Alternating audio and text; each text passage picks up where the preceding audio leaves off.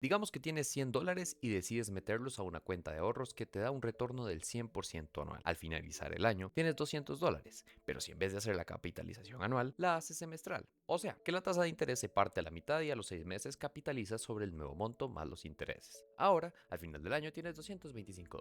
Entonces te espabilas y le decís al banco, bueno, no. Capitalicemos en 3 periodos, o sea, por cuatrimestre. Ahora serían más o menos $237.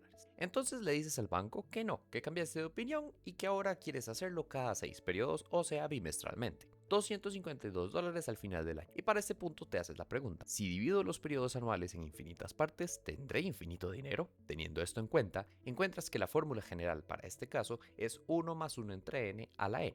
Y ahora la pones a prueba con un límite de n tendiendo a infinito. La resuelves y te das cuenta que no hay dinero infinito. El dinero tiene un tope de 2,718281.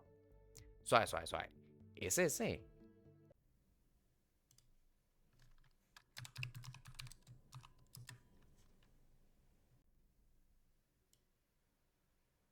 Mira, sí, parece que ese.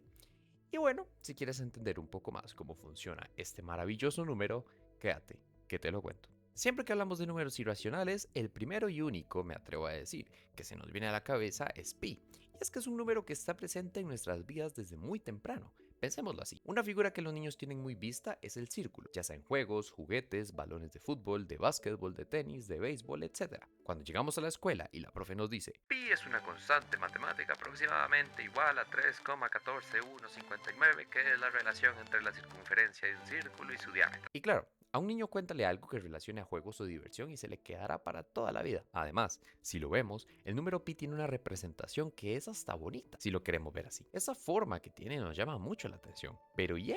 ¿Qué pasará con este número que, bueno, mi primer recuerdo que tengo de este es verlo en la calculadora en séptimo grado porque no me llamaba lo más mínimo la atención, pero que con los años fui entendiendo su importancia. Y es que cito a Eli Maurer, el escritor del importante libro E, The Story of a Number. La historia de Pi ha sido extensivamente contada, sin duda, no solo porque su historia se trae desde tiempos antiguos, sino que también porque mucho de él puede ser entendido sin un conocimiento avanzado de las matemáticas. Quizá ningún libro fue mejor que Historia de Pi, de Peter Peckham, un modelo de exposición popular pero también claro y preciso. Al número no le fue tan bien, no solo desde una época más moderna, sino que también que su historia está cercanamente asociada con el cálculo, el tema que es tradicionalmente visto como la puerta hacia las matemáticas más elevadas. Pero bueno, veamos cómo surge este número. La primera mención a lo que hoy conocemos como apareció en 1618, pero no como el valor en sí, sino en una tabla publicada en un apéndice del trabajo de John Napier sobre logaritmos. Lo curioso es que Napier no lo incluyó directamente y parecía ser que esta tabla fue obra de William Oughtred. En 1624, el matemático Henry Briggs trabajó con aproximaciones numéricas de los logaritmos en base 10, pero tampoco llegó a mencionar explícitamente a Era como si el número ya rondara en el aire, pero nadie lo llamaba por su nombre. Más adelante, en 1647, Saint Vincent calculó áreas bajo la hipérbola rectangular. ¿Habrá notado la conexión con los logaritmos? Quizás sí, quizá no. Sin embargo, en 1661, Christian Huygens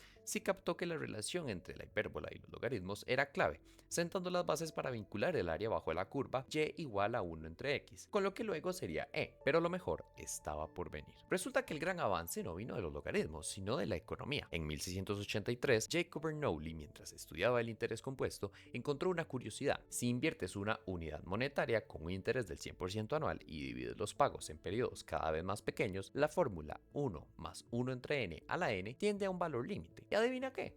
Ese límite es Aunque Bernoulli no lo sabía, acababa de encontrar una de las formas más elegantes de definir este número. Y el nombre fue Leonard Euler, quien en 1727 decidió usar la letra para referirse a esta constante en sus trabajos. Euler no solo popularizó este número, sino que también demostró que es irracional, o sea, que no se puede representar mediante fracciones, y lo describió mediante una serie infinita, la cual es igual a 1 más 1 entre 1 factorial más 1 entre 2 factorial más 1 entre 3 factorial más infinito. Pero bueno, así como paréntesis, ¿qué es un número factorial? Cuando nos referimos al término número factorial, nos referimos a un número que se da por la multiplicación de todos los números necesarios para llegar a este. Así que podemos decir que 3 factorial es 1 por 2 por 3, 6 factorial es 1 por 2 por 3 por 4 por 5 por 6, y así con todos. Así que sigamos con el video. Y claro, la historia de E no termina ahí. Desde su descubrimiento, ha sido crucial en áreas como la física, las finanzas y hasta la biología. Pero lo más curioso es que a diferencia de pi, E no parece capturar la misma atención en nosotros, quizá porque no lo encontramos en cosas tan visuales como un círculo. Sin embargo, conforme te adentras más en el mundo de las matemáticas, te das cuenta que E está en todas partes, en cualquier fenómeno que crezca o decaiga continuamente. Ahí está E,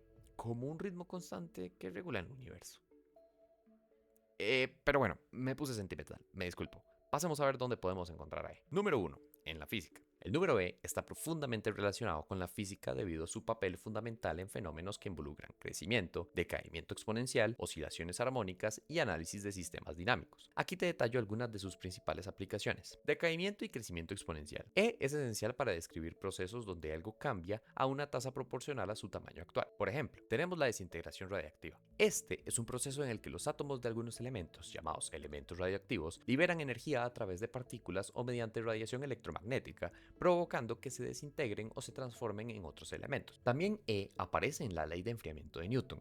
Esta dice que la velocidad con la que un cuerpo pierde calor es proporcional a la diferencia de temperatura con su entorno. O sea, que si por ejemplo tenemos un café recién hecho en una habitación a temperatura ambiente, hay una desproporción entre la temperatura del café y la de la habitación, por lo que al inicio el café se enfriará mucho más rápido que cuando ya esté tibio, porque estando tibio se estabiliza con su alrededor. Número 2. Biología. Si bien el número E está más relacionado con las matemáticas y la física, este interesante número nos ayuda a entender fenómenos biológicos como el crecimiento exponencial de una población. En condiciones ideales, muchas poblaciones, como bacterias y algunos animales, crecen a una tasa proporcional a su tamaño. Esto significa que cuanto más grande es la población, más rápido crece. Esta relación se describe matemáticamente mediante una ecuación exponencial donde la base es el número E. Imagina una población de bacterias que se duplica cada hora. Si empezamos con una bacteria, después de una hora tendremos 2, después de 2 horas 4 y así sucesivamente. Número 3. Ingeniería. Su presencia se debe principalmente a su relación con los procesos de crecimiento y decaimiento exponencial, así como fenómenos oscilatorios. Por ejemplo, si conectamos una batería a un circuito de RC, la carga en el capacitor aumenta exponencialmente con el tiempo, siguiendo la función Q de t igual Q inicial por 1 menos E elevado a menos t entre RC, donde Q es la carga en el tiempo t, Q inicial es la carga máxima, R es la resistencia y C es la capacitancia. Número 4. Arqueología. Sí, ¿a qué no te lo esperabas? El número E también sirve para la arqueología. ¿Y cómo? Te estarás preguntando.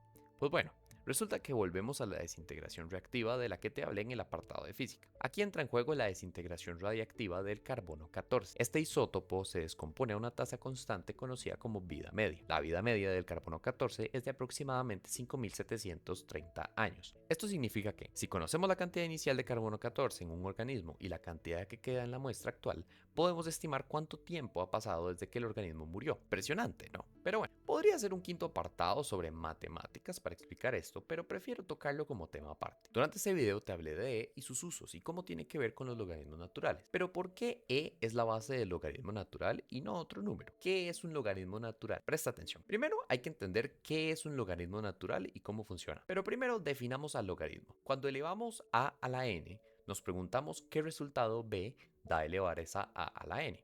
Pero los logaritmos son otra forma de preguntarnos eso.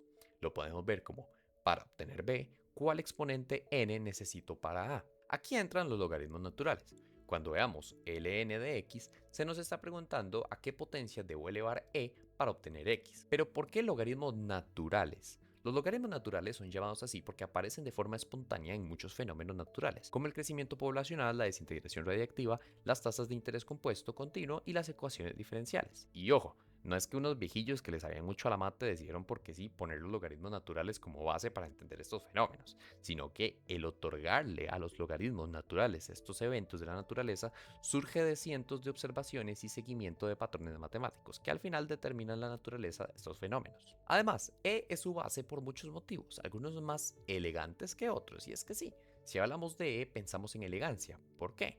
Por esto, la función f de x de E a la x tiene la propiedad única de que su derivada es igual a sí misma. Esto significa que el crecimiento de e a la x en cualquier punto es proporcional a su valor en ese punto.